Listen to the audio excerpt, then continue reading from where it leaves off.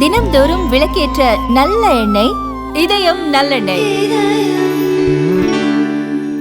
கார்களின் விலை குறைப்பு பட்டியலில் பிரதமரின் படத்தை வைக்குமாறு மத்திய அரசு நிர்பந்திப்பதாக கேரள காங்கிரஸ் விமர்சித்துள்ளது.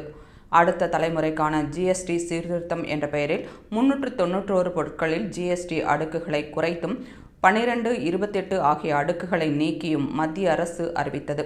இதனால் 350cc மற்றும் அதற்கும் கீழ் இருக்கும் இருசக்கர வாகனங்கள், சிறிய வகை கார்கள், அனைத்து வாகனங்களின் உதிரி பாகங்கள் ஆகியவற்றின் ஜிஎஸ்டி 18% குறைந்தது. பெரிய வகை கார்களுக்கு செஸ் வரி இல்லாமல் 40% வரி நிர்ணயிக்கப்பட்டுள்ளது.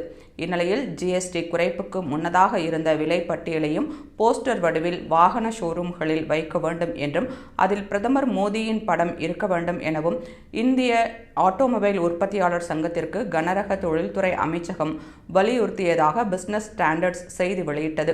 இதை குறிப்பிட்டு காங்கிரஸ் கண்டனம் தெரிவித்துள்ளது. இதுகுறித்து கேரள காங்கிரஸ் கூறுகையில், பழைய மற்றும் புதிய ஜிஎஸ்டி விலையுடன் கார் நிறுவனங்கள் பிரதமரின் படத்தை வெளியிட வேண்டும் என மத்திய அரசு கூறியுள்ளது. பிரதமரின் படத்தை போஸ்டரின் இடதுபுறமும் வைக்க வேண்டும். ஏனெனில் பழைய ஜிஎஸ்டி நடைமுறைக்கு வந்ததற்கும் அவரே காரணம். காலணி தயாரிக்கும் நிறுவனங்களும் தங்கள் தயாரிப்புகளில் பிரதமரின் படத்தை வைக்க திட்டமிட்டுள்ளதாக தெரிய வந்துள்ளது என்று கேரள காங்கிரஸ் கூறியுள்ளது. மத்திய அரசின் அத்தனை திட்டங்களுக்கும் நேரு, இந்திரா, ராஜீவ் போன்றவர்களின் பெயர்களையே பயன்படுத்தி வந்த காங்கிரஸ் கட்சியின் இந்த கருத்து சர்ச்சையை ஏற்படுத்தியுள்ளது.